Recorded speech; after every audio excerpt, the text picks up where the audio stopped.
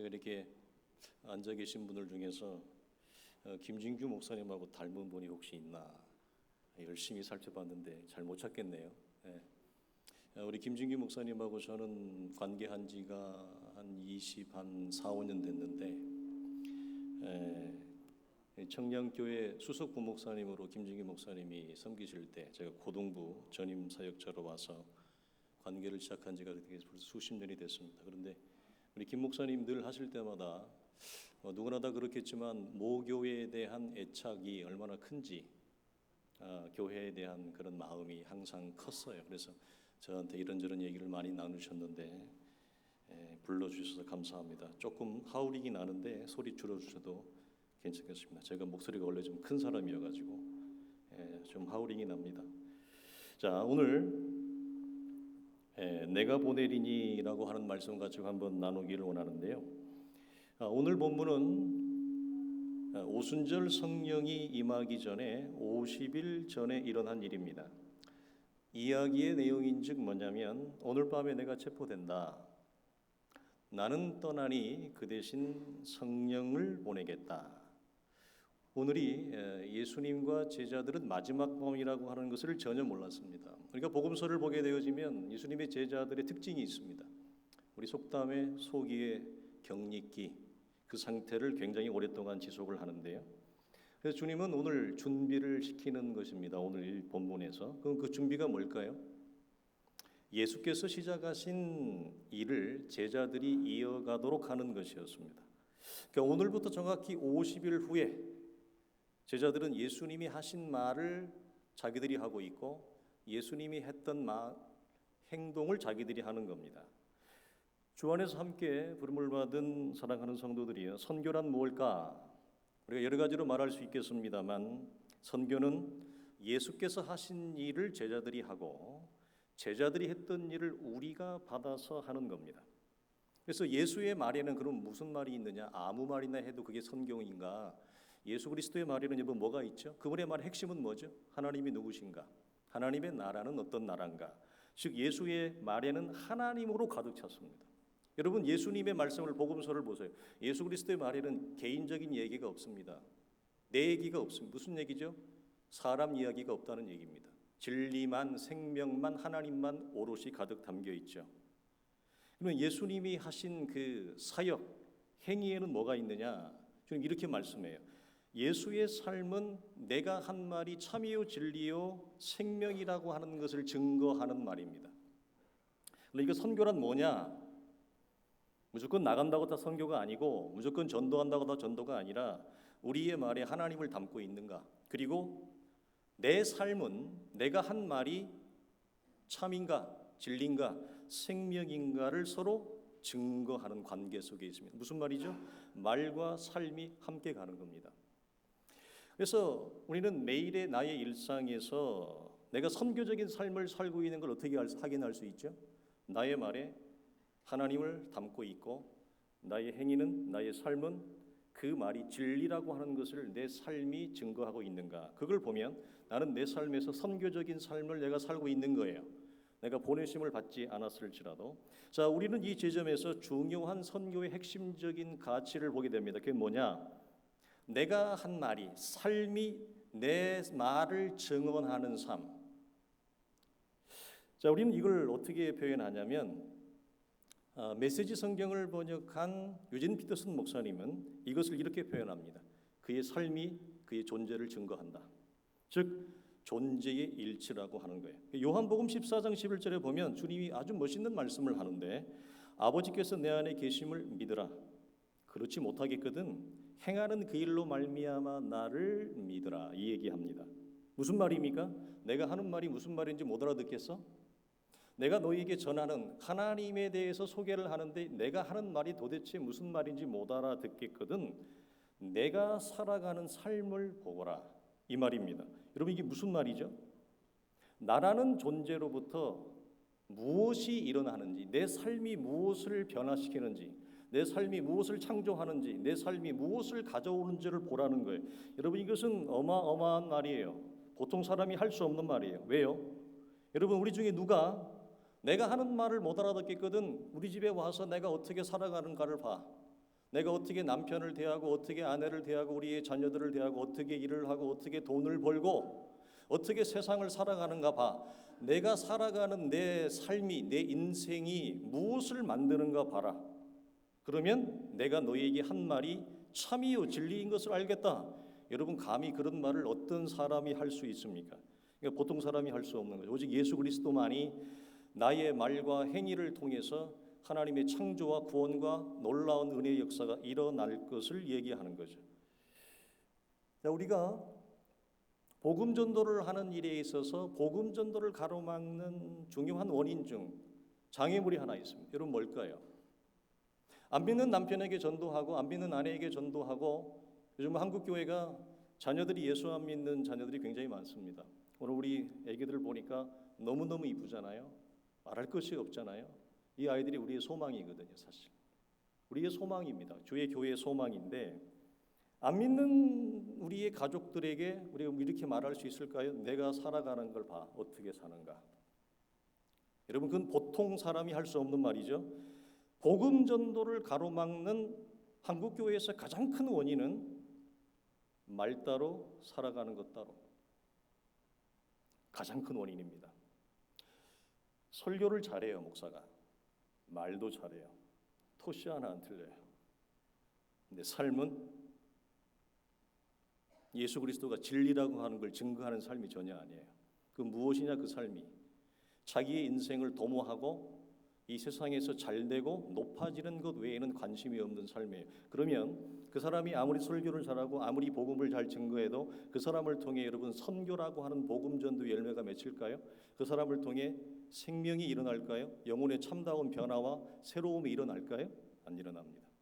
이때는 도리어 역설이 됩니다. 어떤 게 역설이 되죠? 그 사람이 말 잘하는 거, 그 사람이 설교 잘했던 거, 앞에서 멋지게 양복 입고 깔끔하게 설교했던 것이 도리어 복음을 가로막는 장애물이 되지 않을까요? 말은 그렇게 잘하는데 얼굴은 멀끔하게 생겼는데 살아가는 걸 보니 전혀 진리와 생명이 나타나지 않는 삶을 살아요. 그러면 복음 전도라고 하는 선교는 가로막는 겁니다. 그렇죠? 자, 이 차원에서 복음 전도를 가로막는 일에 있어서 주님은 이것을 자기의 인생으로 증명을 하는 거예요. 이 부분을 마태복음 11장에서는 주님이 뭐라고 얘기하느냐? 자기의 삶을 통해서 맹인을 봐라. 내가 가는 데서 맹인이 눈을 뜬다. 자, 내가 가는데 못 걷는 사람이 걷는다. 자, 내가 가는데 나병 환자가 깨끗함을 받아. 내가 가는데 말씀을 듣는데 무슨 말인지 못 듣는 자가 말씀을 듣게 돼, 깨닫게 돼. 심지어 죽은 자가 살아나. 가난한 자에게 복음이 전파되는 삶이 내 인생을 통해 일어난다. 잘 보라. 대충 보지 말고 잘 보라. 나의 삶이 무엇을 가져오는지, 나의 삶이 하나님의 나라와 구원과 하나님의 살아계심을 증거하는 그 내용을 봐라. 역사의 실체를 보라.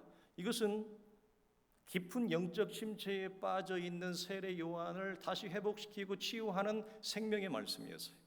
오늘 이 가운데 영적으로 침체해 있고 영적으로 지금 건조하고 찬양을 해도 찬양의 감격과 힘이 없고 기도를 해도 기도의 힘이 나오지 않고 영적인 어두움을 경험하는 사람들에게 필요한 말씀이 아니겠습니까? 자, 이 말씀은 복음 전도라고 하는 선교는 내가 가는 곳에 무엇이 임해요?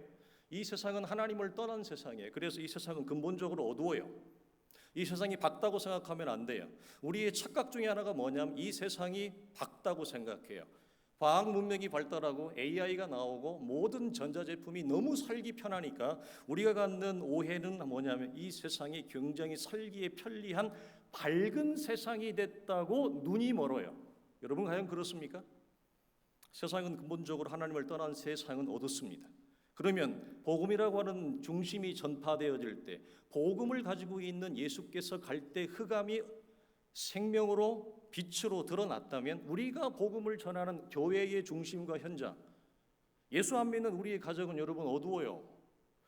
LED가 들어왔다고 집이 환한 게 아니에요. 거실이.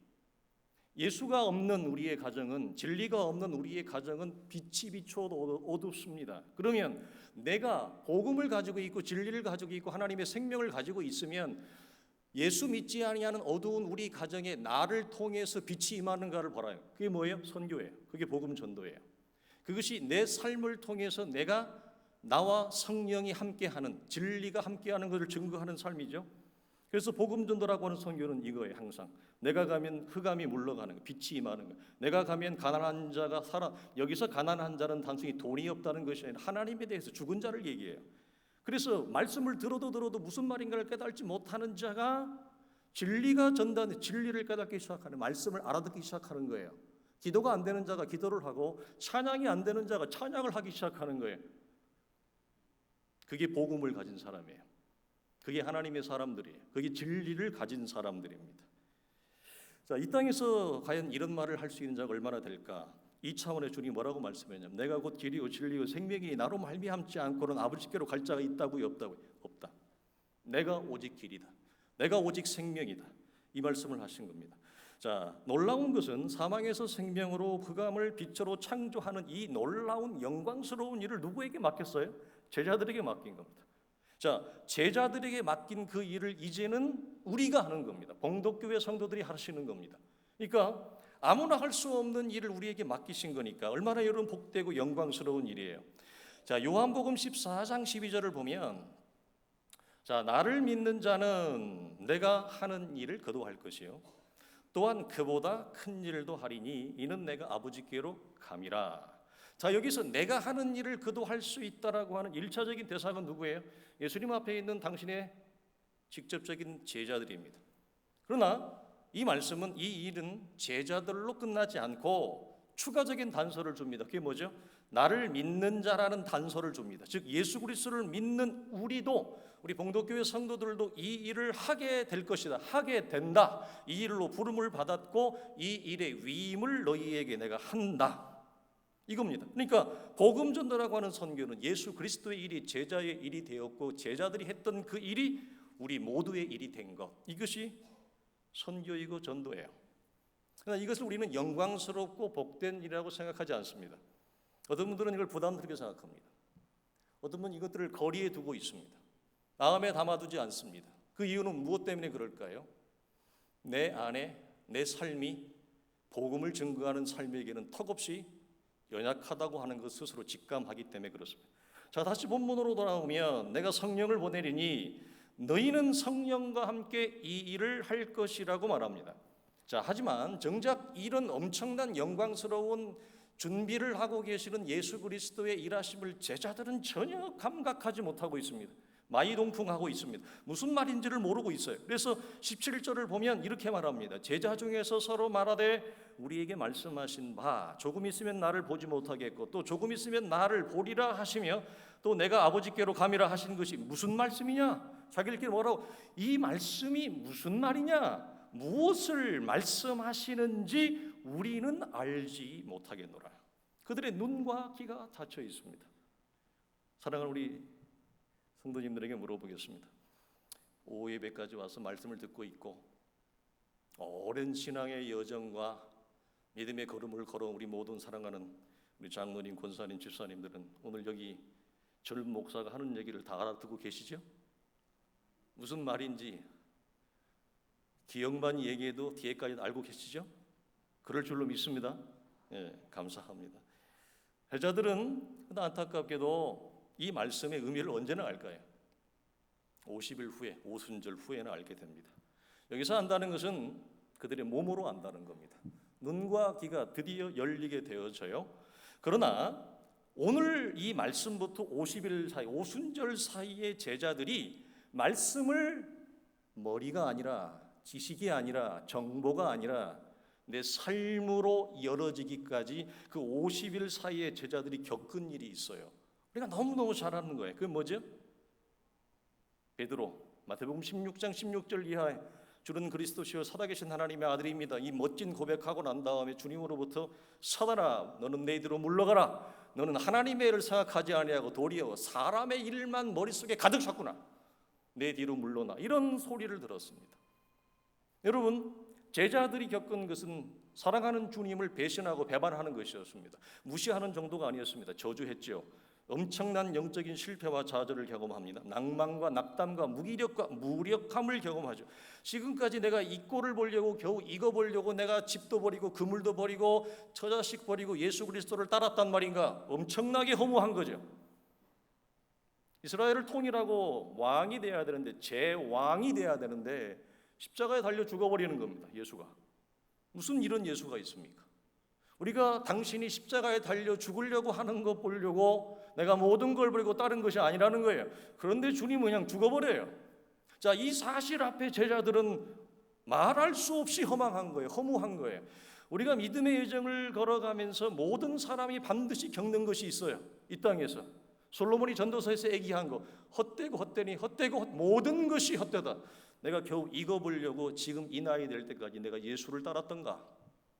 이런 엄청난 영적인 좌절과 무기력, 무력함, 찬양도 기도도 나오지 않고 교회도 간신히 오는 거예요. 간신히 그냥. 예전 번역 성경에는 야곱이 발행하여 떠났다. 이 발행이라는 말이 히브리어 언어가 뭐냐면 기쁨과 즐거움으로 주의 교회를 와야 되는데, 발걸음 가볍게 교회를 와야 되는데, 하나님을 보는 것이, 믿음의 지체들을 보는 것이 기쁨과 즐거움이어야 되는데 아무런 감격이 없어요. 그냥 오는 거예요. 그것도 간신히 오는 거예요. 어쩌면 그것도 큰 은혜이죠. 제자들은 이걸 경험합니다. 예수의 죽으심. 그래서 모두 도망갑니다. 큰 소리 쳤던 거. 자, 내 말을 증언하라 했는데 제자들은 그들의 말이 뻥인 것이 증언했습니다. 뭐가요? 말이 뻥인 게 드러났다고요. 목사의 설교가 뻥인 게 드러났다고요. 이해됐어요? 내가 한 말이 내 자녀 앞에, 아내 앞에, 남편 앞에, 직장 앞에 뻥이라는 게 드러났어요. 그게 내 영적 실력이구나. 이렇게 내가 형편없구나. 이것을 제자들이 먼저 경험하고, 자, 뭐라고 주님이 말씀한, 믿는 자는 내가 하는 일을 할 것이요 더 기가 막힌 말이 있습니다. 그것보다 더 큰 일을 행할 것이라 했는데 큰 일은 그냥 다 도망가는데요. 뭐 무슨 큰 일을 한답니까? 제자들이 다 도망갔잖아요. 비겁자잖아요. 도망자잖아요. 이 당시에 여자들은 투표도 못했습니다. 이 당시에 여자들은 호적에도 못 올라갔습니다. 쉽게 얘기하면 여자들이 투표한 지가 얼마 안 됐습니다. 역사적으로 여자는 사람 대접 받지 못했습니다. 부활하신 후에 비겁자인 베드로와 남자 제자들은 두려워서 죽을까 봐 예수님의 무덤가에도 못 갑니다. 누가 갑니까? 여자들이 갑니다. 믿음의 여인이 갑니다. 자, 비겁자여 도망자 신세로 전락. 그러나 여기 여러분 비밀이 있습니다. 이것은 하나님이 당신의 제자들을 더 크게 사용하시기 위하여 불어 고의로 임의로 만드신 제자들의 영적 좌절과 실패예요. 그래서 비밀이라는 거예요. 베드로의 설교로 하루에 3,000명, 5,000명이 회개하고 돌아오는 예루살렘 교회가 세워져요. 유럽 교회에 복음이 전파되는 말씀대로 내가 행한 것보다 더 큰 일을 행하리라가 여기에 해당하는 거예요. 예수님의 복음은 겨우 갈릴리였습니다. 예루살렘이었습니다. 그러나 제자들은 스승을 배신하고 도망갔던 그 비겁자가 유럽 전역의 복음을 전합니다. 도마는 인도까지 갑니다. 더 큰 일이죠. 복음의 경계가 넘어갑니다. 복음의 지역이 초월되어지는 역사를 경험하게 되어지는 겁니다. 자, 그래서 이 차원에서 제자들은 반드시 영적 좌절과 실패, 깊은 좌절과 절망을 경험해야 돼요. 여러분 왜 그럴까요? 사도행전은 성령행전입니다. 사도들이 하지만 성령이 주도권을 가지고 있기 때문에 사도행전과 성령행전을 같이 씁니다. 실제로 신학적으로도 그렇습니다. 성령이 주도하는 사도행전이 되기 위해서는 먼저 선행될 것이 있습니다. 그건 뭘까요? 제자들의 잘남을 확인하는 게 먼저가 아닙니다. 제자들의 성공과 능력과 똑똑함과 실력을 확인하는 것이 먼저가 아니라 자신의 스승 앞에 자신들이 예수 그리스도의 말씀을 전혀 담을 수 없는 존재라고 하는 것, 그것을 먼저 경험하는, 이것을 제자들의 육체가 먼저 깨어지니라 우리가 선언을 하죠. 그래서 예수 그리스도의 죽음이 눈으로 봤어요. 근데 그들은 죽어지지 않습니다. 자, 예수의 죽음이 제자들 자신의 죽음이 되어야 하는 것, 이걸 먼저 성령은 경험하게 하십니다. 더 큰 역사를 감당하기 위해서. 왜요? 제자들 육체가 깨어져야 되죠. 예수의 죽음이 나의 죽음으로 온 몸으로 내 삶으로 그것이 열어져야죠. 받아들여야 되죠. 여기 설교를 들을 때의 얘기가 아니고 성경 공부할 때 얘기가 아니라 성령이 쓰기에 좋은 그릇이 되기 위해서는 나라고 하는 육체가 예수의 십자가의 죽음을 온 몸으로 경험해야 되는데, 물어보겠습니다. 이건 선택입니까? 필연적입니까? 필연적이죠. 제자에게 있어서 가장 필연적인 우선순위는 뭐냐면 예수의 죽음을 나의 죽음으로 받아들이는 거예요. 그것이 내 삶으로 열어지는 거예요. 요즘 이런 분들 참 만나기가 어려운 예수쟁이, 이렇게 예수 믿는 예수쟁이가 만나기 어려운 시절이 되었습니다. 가슴 아픈 사연이죠. 그래서 배신과 좌절과 깊은 낭망을 통해 십자가의 죽음을 먼저 맛보게 해야, 반드시 경험해야. 왜냐고 묻는다면 왜 그럴까요? 왜 그럴까요, 여러분? 내가 죽어야 내 입에 무엇이 담깁니까? 예수의 말이 담깁니다. 내가 죽지 아니하면 내 말만 합니다. 나만 나타납니다. 내가 죽어야 내 삶이 진리를 증거하는 삶이 됩니다. 예수가 살아간 삶을 내 삶이 담아냅니다. 우리 시대에 필요한 예수쟁이입니다. 주님을 따르지만 십자가의 죽음을 내 자신의 죽음으로 받아들이지 않거나 경험하지 않을 때는 우리의 삶과 우리의 말은 영원히 따로 국밥으로 따로 놉니다. 우리의 삶도 자기중심적인 자기 삶밖에 없습니다. 무슨 말이냐? 이웃도 없고 타인도 없고 주의 교회도 보이지 않는 내 삶이 삶의 중심에 있습니다. 그러니까 내 삶이 삶의 중심에 있으니까 예수 그리스도는 내 삶을 채우기 위한 도구의 수단으로밖에 사용되지 않는 거죠. 내가 예수를 위해 죽거나 내가 예수를 위해 헌신하거나 내가 예수를 위해 선교적인 삶을 사는 것은 내 상에서, 내 일생에서 꿈꿔보지 못하는 것이죠. 성도는 이 차원에서 반드시 그리스도의 죽음을 맛보아야 돼요. 근데 어떻게 맛볼까요? 인생이 잘 풀리면, 요즘 코스피가 굉장히 올라간다 그래요. 저는 그걸 전혀 피부적으로 느끼지 못하겠어요. 코스피가 올라간다는데 도대체 뭐가 올라가는 거지? 반도체가 잘 돼서 나라가 부강해진다. 도대체 그게 나랑 우리 성도들하고 아무런 관련이 없는 거예요. 여러분, 인생이 성공과 형통, 높아지고 잘 되고 내 생각대로 인생이 풀려지는 그 높아지는 권력을 통해서 여러분 십자가의 죽음을 확인할 수 있을까요? 한번 물어보겠습니다. 여러분은 인생이 잘 풀림을 통해서 예수 그리스도의 죽음을 경험한 적이 있습니까? 아니면 언제 경험하십니까? 예측할 수 없는 풍랑 아닙니까? 예측할 수 없는 어두움 아닙니까? 영적인 좌절과 실패잖아요. 한 번도 생각하지 못했던, 내가 예수 믿으면서 이런 걸 경험할까? 한 번도 생각하지 못했던 영적인 낙담, 무기력, 그 깊은 흑암을 통해서 우리가 뭘 경험하죠? 나라는 존재가 얼마나 하나님의 은혜 앞에 빈약하고 연약하고 철부지인지를 보게 되어지죠. 그게 예수의 죽음입니다. 그 나의 죽음을, 우리의 영적인 좌절과 실패를 통해 하나님은 적나라하게 우리를 보게 합니다. 차디찹니다. 외면합니다. 어떻게 외면할까요? 예수께서 십자가 위에서 나의 하나님 어찌하여 나를 버리시나이까? 그 차가운 냉대를 영적 좌절과 흑암의 골짜기에서 겪었습니다. 그러니 그때 이렇게 얘기하죠. 하나님 왜 그러십니까? 도대체 나에게 왜 그러십니까? 지금까지 내가 이것을 보려고 당신을 따랐단 말입니까? 이렇게 우리는 하나님 앞에 항변하게 되어죠. 그러나 여기에는 하나님의 놀라운 선물과 은혜가 담겨 있습니다. 그래야 우리는 기어이 내 말을 하지 않고 예수의 말을 담아내는 말이 되고 예수의 삶을 담아내는 삶으로 우리 삶 전체가 복음 전도라고 하는 아름다운 선교의 삶을 살아가기 때문에 그렇습니까? 그러니까 여러분, 제자들의 실패, 지금 우리도 실패하고 있죠. 오늘 이 가운데도 실패하는 분들이 있을 것입니다.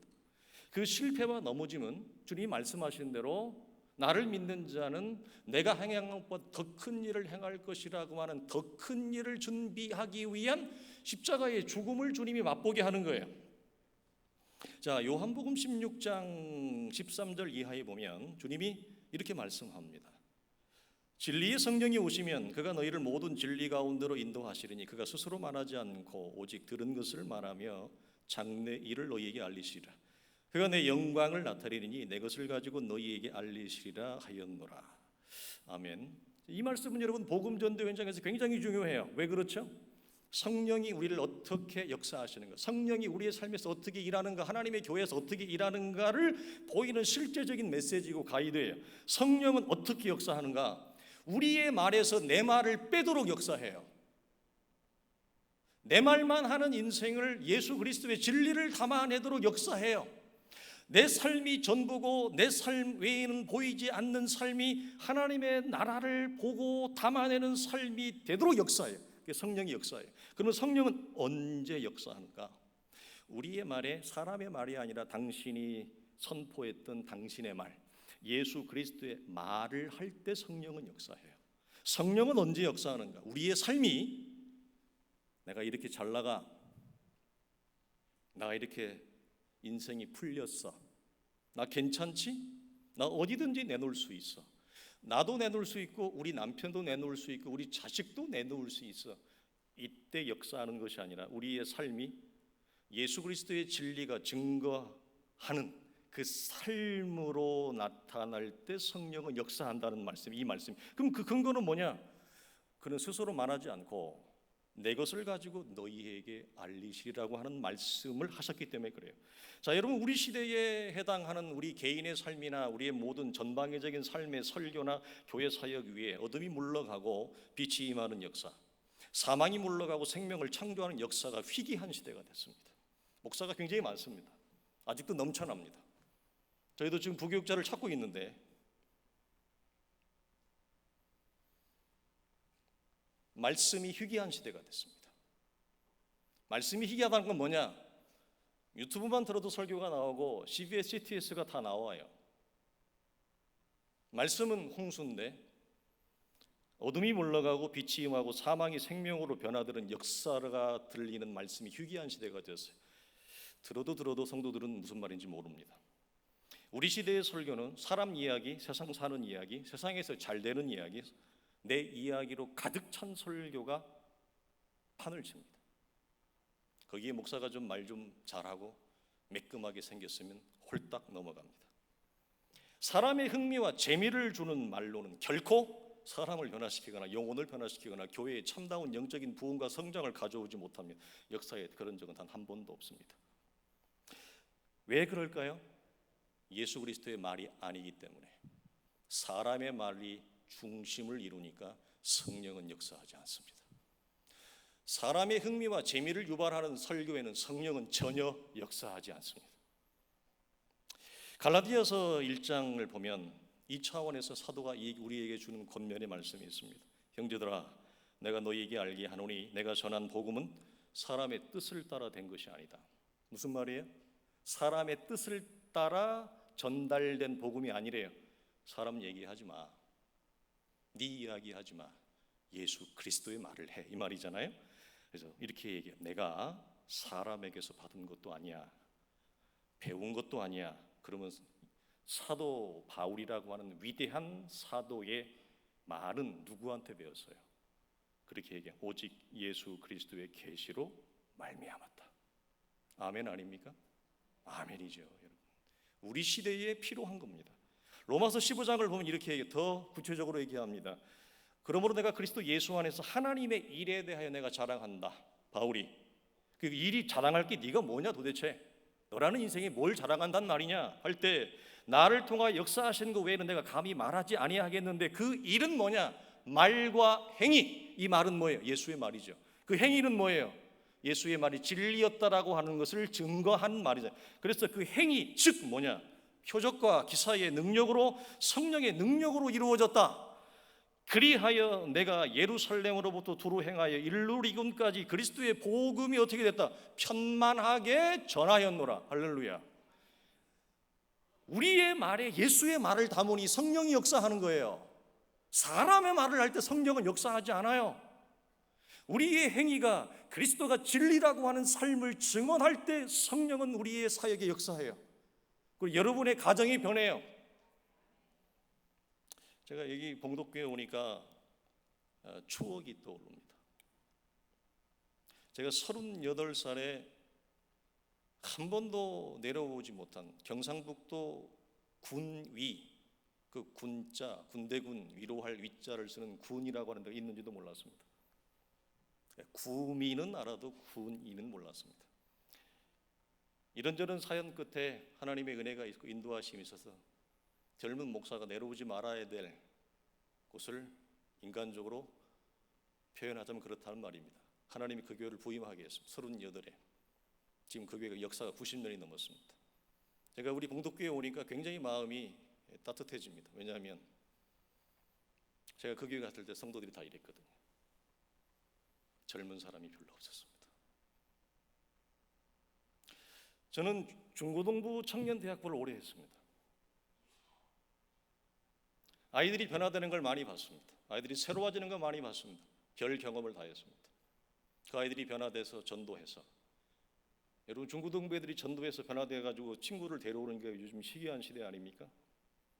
그 아이가 교회를 왔는데 그날 변화되는 겁니다. 제가 충격을 받았습니다. 어떻게 이런 일이, 내가 사역을 하면서도 충격을 받은 거예요. 어떻게 이런 일이, 전설 같은 이 아이가 일어난 거예요. 그 아이가 아프리카 선교사로 갔습니다. 그런 애가 일본 선교사로 갔습니다. 그런 역사를 경험하고, 나는 그때만 해도 사역이 뭔지도 몰랐습니다. 그냥 열심 하나만 믿고 달려갔는데 젊으니까 변화되는구나 이렇게 생각했습니다. 젊으니까 변화되겠지. 그런데 하나님의 인도하심에서 38의 그 오래된 교회, 부임할 때 봉독교회보다 역사가 오래된 교회입니다. 제 마음에 젊은 38살 아무것도 모르는 철부지 목사의 마음에 이런 마음이 있었습니다. 과연 이 어른들이 변화될 수 있을까? 제가 군위에서 목회하면서 어른들한테 제일 많이 들었던 얘기 중에 하나가 뭐냐면, 우리는 목사님 산에 있으나 집에 있으나 똑같습니다. 많이 들어보셨죠? 우리는 목사님 산에 있으나 집에 있으나 똑같습니다.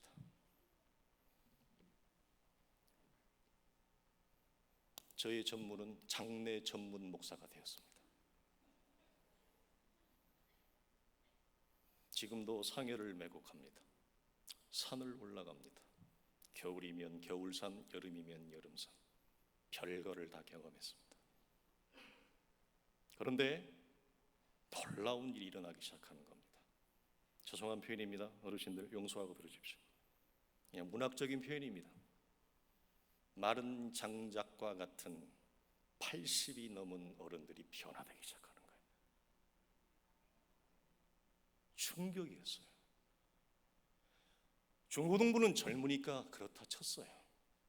근데 80이 넘은, 배움도 없고 아무것도 없는, 평생 시골에서 농사만 지어 손끝이 펴지지가 않는 거예요. 하도 일을 많이 해서. 악수를 주일날 하면 제 손이 아파요. 하도 제 손을, 이 애기 같은 손을 갈퀴로 긁는 것처럼 긁고 가시니까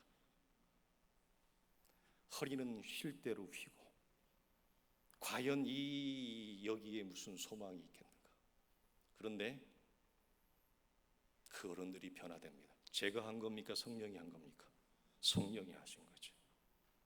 그러면 물어봅시다. 왜 앞에 있는 사역자가, 제가 14번째 14대 담임 목사였는데 왜 앞에 있는 사역자들은 그런 역사가 안 일어났습니까? 왜 안 일어났죠? 성령이 하시는데. 그 앞에 담임 목사님은 대구 경북에서 이름께나 날렸던 김자, 승자, 동자 김승동 목사님이었습니다. 구미 상모교회. 우리의 말에 하나님의 말이 담기는가? 우리의 삶이 예수 그리스도가 진리임을 증언하는 삶인가? 성령은 언제 역사하신다고요? 이때, 그때 역사합니다. 하나님의 역사를 사람이 막을 수 없습니다. 우리 사랑하는 봉독교회 성도들이 하나님의 은혜 가운데서, 그래서 반드시 하나님의 더 큰 일을 경험하기 전에 무엇을 경험하죠? 깊은 골짜기, 깊은 좌절, 깊은 절망, 깊은 허망함, 이걸 반드시 경험하게 합니다. 무엇을 하나님이 담아내기 위한 거예요?